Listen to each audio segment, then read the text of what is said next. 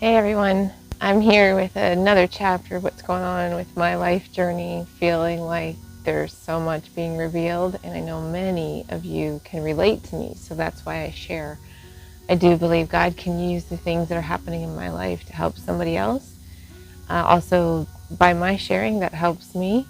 I definitely know He's using this to bring me what I keep calling out of the wilderness and into the life that He has for me. Doesn't want me trapped, doesn't want me stuck, doesn't want me being miserable, trying to figure things out. And I have been praying for this for a very long time. But before I get started, Larissa at Prodigal Pieces. I've been a blogger for about a dozen years or so now, mainly focused on all things DIY, house and home, whether it's building furniture, redoing furniture. I do crafts, I do recreations, I do house remodeling, I do baking, crocheting, sewing with my refashion projects. So really a little bit of everything. So I guess I'm just filling in more of this other side of my life that is very important to me. I wrote a blog post trying to keep some of it written, some of it I wanted it to be spoken, because there's a lot that can be misconstrued when you read something.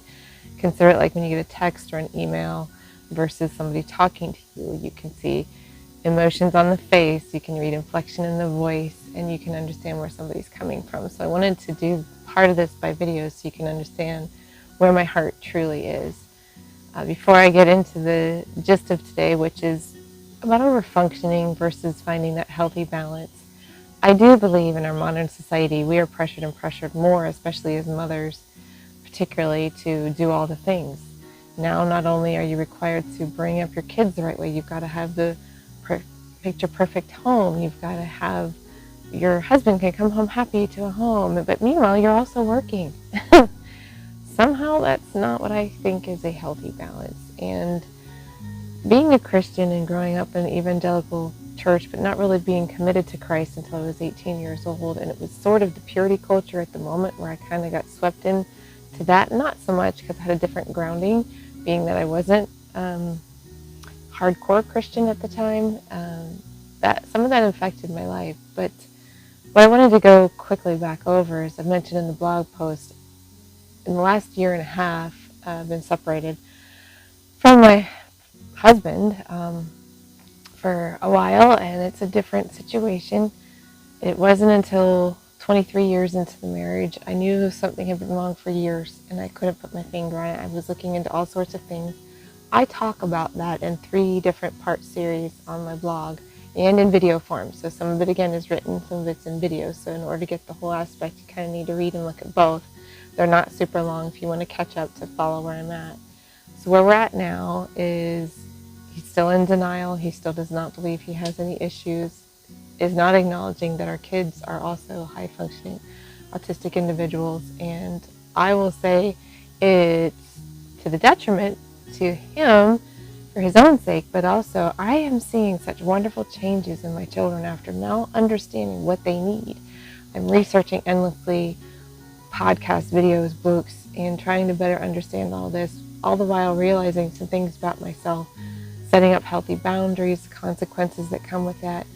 So wanting to share some of this with you because I believe many, particularly women, again, I'm not saying this is a women-only issue, but I just think as mothers, we tend to do overfunctioning. And I write the definitions in my blog post, so you can take a peek at that, how overfunctioning can eventually lead to codependency. Even an autistic relationship or a neurodiverse relationship can lead to codependency. Can lead to codependency without you even realizing it. And when I started out as a mother, I mentioned I believe enabling your children is wrong. I believe you need to let them find their own way, and you need to teach them how to do things on their own. By the way, if you hear a bunch of knocking in the background, it's acorn season, and so they're raining down like shrapnel. Okay. And I'm one that encourages my kids, and so when I was learning about autism, some would say, oh, aren't you just enabling? Don't we enable as mothers? And I was like, no. I tell my kid, you're old enough to call the doctor, make your own appointment. I would say, you're old enough to go into this business and ask for this and handle it. What I didn't realize was dealing with autism with some of them, not all. And they're not officially diagnosed. This is just my home assessment after realizing my husband and then realizing that's why everything is the way it is. But I found that through the neurodiverse relationship, I had become codependent, and that allowed me to also realize all these years that I've been saying, I don't want to micromanage everything, and I hate it. I hate saying, did you do your homework? Did you clean up your room? And just going over everything that everybody had to do, including my supposed to be adult husband. We would have these calls. He would call me midday. It was his routine. He'd call me midday, and it wasn't even to say, hi, I miss you. It was, I had to remind him of everything he had to do the rest of that day, in the afternoon into the evening. And I got to where I didn't even want to answer the phone. I was tired of having to remember everything for everybody. So this is a bit different spin, because my overfunctioning wasn't necessarily because my personality required it or I was driven. It was more, I needed to figure out a way to make this all work. And with 6 kids and an adult who needed micromanaged, it got to where I was overfunctioning whether I liked it or not. I didn't have what I needed to take care of me. And along the way, I was also saying, well, if you just, the kids will get bigger and they'll start to do their own thing, and then you'll be able to slow down. So just, you can sit on the wayside for now. They're more important. Well, but I also at the same time knew how important it was for nutrition and diet and exercise and just sanity's sake for moms to have a break. I don't like the term the me time or the she shed and all this stuff. I believe that you do need to take time for yourself, but that can also turn negative if you tend to do so much inward focus and then you forget other things. So there is a balance there. But what I found was I was just micromanaging everybody, and not everybody understood what was going on. So now in our family, we have this dynamic of some neurodiverse, some neurotypical. And they're all wonderful people, so there's nothing wrong with any one of them. I wouldn't trade them for the world. I just didn't know what was off and kept trying to figure it all these years. So it wasn't until I could try to understand that an autistic person is typically very logical thinking. So if I would say, go shut the door, the back door, or the garage door, let's say it that way. Say, let's go shut the garage door. Okay, there's your garage door, the big door for your cars, and then there's the man door, right? Typically I would be referring to the man door, and if I didn't say exactly the car garage door, they would say, well, the garage door's shut. And I'm like, no, it's not. See, it's open. And I didn't understand that there's this logical thinking. It's very black and white, almost like Amelia Bedelia syndrome, they call it, where it's taking very literal. So there was all this miscommunication within the family, with me and my kids, myself and my husband, and just all around confusing for both of us. They have one way of thinking, I have one way of thinking. Not one is better than the other. I mentioned in my past post, it's like having an iPhone versus a Droid. They have both operating systems. They both do their part. Just one is different for another person. So I don't think neurotypical is better than neurodiverse. We're just wired differently. So if I had known all of this time, I wouldn't have been overfunctioning. I wouldn't have been doing all the things for all the people. And I also believe that your family of origin has a lot to do with some of this. Learning and looking into a lot of this and why some of the things I've chosen in my life and why things have happened the way they have, I believe it's wrong to not look at your history. You're not supposed to dwell in misery in it, but you learn from it so that you don't have a repeat in the future. And there were times in my childhood, let's say I was second born. I had an older brother, younger sister, younger brother. I still have. And I tended to like to keep the peace within the house, and I can't really get into a whole lot of that, but let's say, for instance, there was a dish schedule. This day I did dishes, this day so-and-so did dishes, and so on. And if there was a missed time of somebody not doing it, there'd be havoc in the house, and I didn't like that. So in order to keep the peace, I would do the dishes for my younger siblings. And I would just manage, and I would take care of random things. I'm trying not to give specific details because I'm not trying to, start issues. But I found that I was taking over to keep the peace. Okay, so you could say that I kind of did that within my own family, that there was less stress if I just did all the things, because trying to communicate to somebody who didn't hear you the same way you were communicating to them led to a lot of stress. So do you see how the overfunctioning can happen there when you don't know how you're miscommunicating and it's flying by the ears on each person? And so it was easier for me to just do it myself. But there's also a lack of understanding from just within my family of what needed done. There's just low emotional intelligence there when it comes to autism. And I would say if they knew about it and they could understand themselves, they could set their own healthy boundaries, they could do their own adulting, they could take care of their own problems, their own things on their own. So part of that would have been great to just know that that was what we were dealing with. So that leads us to current situation where I believe that you can do and help people without overfunctioning. I do believe you can set boundaries with consequences. That's a big one. You can also respond and not react. You can train yourself to have a different reaction to, let's say, an emotional trigger if something's going on, because obviously there's a lot of trauma in my past, not only from childhood, but adulthood in a marriage that has led us to a rough point, that you need to know whether or not you are wanting to live that life, that's unlived. You want to do the things that you want to do, and you need to take care of yourself. But the key to that would be having empathy for yourself. I'm an empath beyond all measure. That's part of what's gotten me into this problem. But empathy for yourself, but not necessarily a victim mentality. That's another key point there. To understand you need to take care of you, you need self-care. So what does that mean for me? Well, ironically, I do believe God had me on this path of taking better care of myself before I even realized the neurodiversity, because I had some weight gain, I had hormone issues, and I wasn't feeling healthy. You can see the link in my blog post about my supposed strokes, which I now realize had nothing to do with my overall health in the sense of physical activity, because as an active person, I ate great diet, but my emotional, mental health was causing my body to fail. And I saw many signs of things that warning me, and I'm very in tune. I can tell when something's going on, warning me that I needed to make some changes in my life. So I started to run and lift and exercise more. I still haven't stopped. That's been a couple of years now, and I feel great. It's the greatest I've felt in a long time. I've even shared my barefoot journey, how my feet are changing, my whole posture, my gait, my back, my knees. There's more on that on the blog.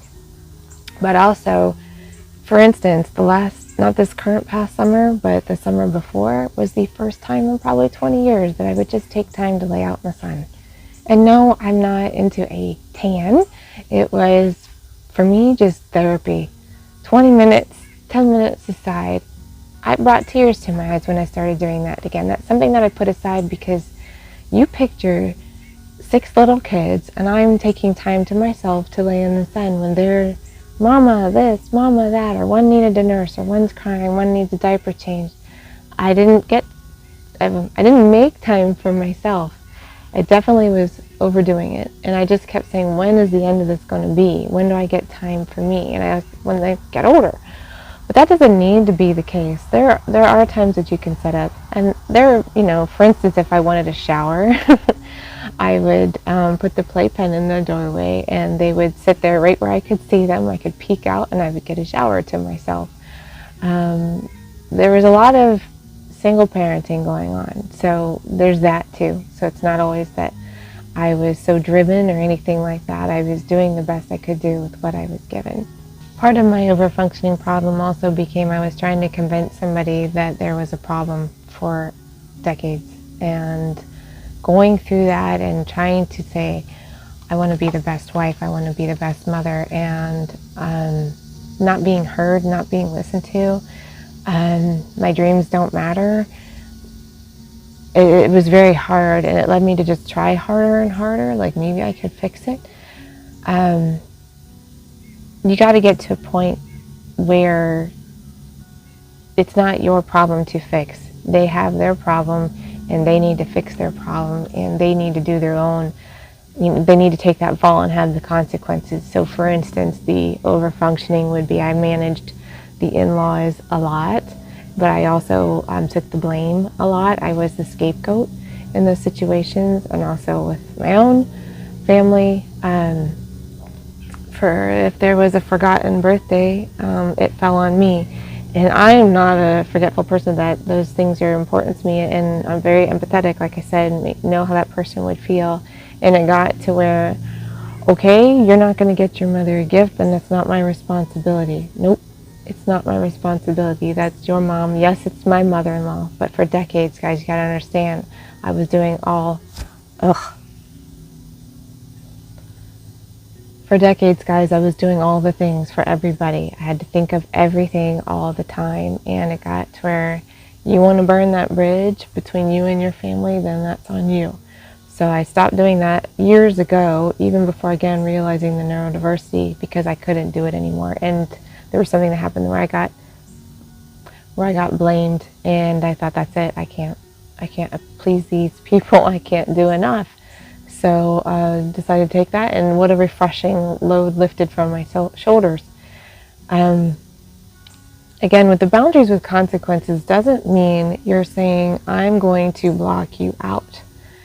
This is saying, I'm only going this far, and from then on out, I can't do or won't do whatever it is. And you're thinking of it as self-care, that you're not overburdening yourself, that you are able to set limits that are healthy for you, that won't send you into an unhealthy state, whether it's certain triggers are setting you off, actions, maybe it's a place you just don't want to go because it has memories associated to it. But definitely have empathy for yourself, but not a victim viewpoint, because that can send you on another unhealthy set of thoughts and consequences for yourself. Having a boundary with a consequence is good. So let's say somebody's overstepping and forcing something on me, I say no. And then they understand that the consequence is, if you don't stop pushing me to do X, Y, Z, this is going to be the result, and then you stand by it. Another great way of somebody who would maybe have some narcissistic traits is the gray rock. You might have heard of that before. Gray is pretty boring. You just let it fall off of you and slide off like water off a duck's back, and you're going to let it go. That is definitely something I've learned over the last, let's say, 10 years. I've had to let stuff go. It's not going to matter. So there are different things that I'm linking to within my blog posts that are going to clue in to different people that I have not only communicated with, but just listened to their work or read books that definitely helped me understanding things better and to cherish Larissa. I've been able to do so much more things for myself lately and not self-focused, okay? This is just being me that I didn't do for a great many years and kind of got lost. So I will say that I'm 100% still working this all out. I'm still learning. I'm still growing, seeking the Lord's guidance in this. I've got such, I guess in a way, a mess when I was taught certain things within the evangelical church that led me to also be overfunctioning when it comes to complementarianism versus egalitarianism. You could look up those terms. I have links to it in my blog post. When one thought is, I'm going to make this very general, one thought is the wife or the female is not as important as the male in a family. And some of that is self-inflicted from what I was reading and what I was taught, and also just in general, little misconstruing of scripture. So it gave me a sort of twisted view of God and his view of women, and I never understood why that made sense. So I'm untwisting the scriptures there. I'm looking at the Hebrew and the Greek and how it was translated. I'm not a Bible scholar, but I do have a Bible degree, or a minor anyway. I could be a pastor if I wanted to. All I need is to be certified. But I do have training, and so I'm getting through this. I'm starting to understand more and more and more, and I'm realizing I matter to God more than my marriage, more than me being the perfect mother, the perfect wife. Not that I was striving to do that. That's just what I thought I was supposed to do. But I didn't understand why I had to do this. So it's all making sense. It's all coming together. My goal in sharing this is maybe you're stuck maybe you feel like you're overfunctioning and I just can't do this anymore. I can't be all for all the time. I just want you to take a minute to reflect. Look at the links I've included, whether it's the books, the podcasts, the videos. See if it resonates with you, and maybe you need to make some changes. Maybe you need to set some boundaries for yourself with consequences. Also do a little more self-care and learn to let go. Things don't have to be a certain way. I repeat, maybe look into your family of origin that may have caused you to feel like you needed that to keep things peaceful or to make people happy, and that's what brought you joy. It all plays a part, and there's nothing wrong with reflection, because if we don't learn from the history, it's going to repeat itself, as at George Santayana. So, yeah, definitely, I'm here to help. I love to get your emails. I will respond as I can. Your feedback has been wonderful for me in the last few weeks and even the past year and so on.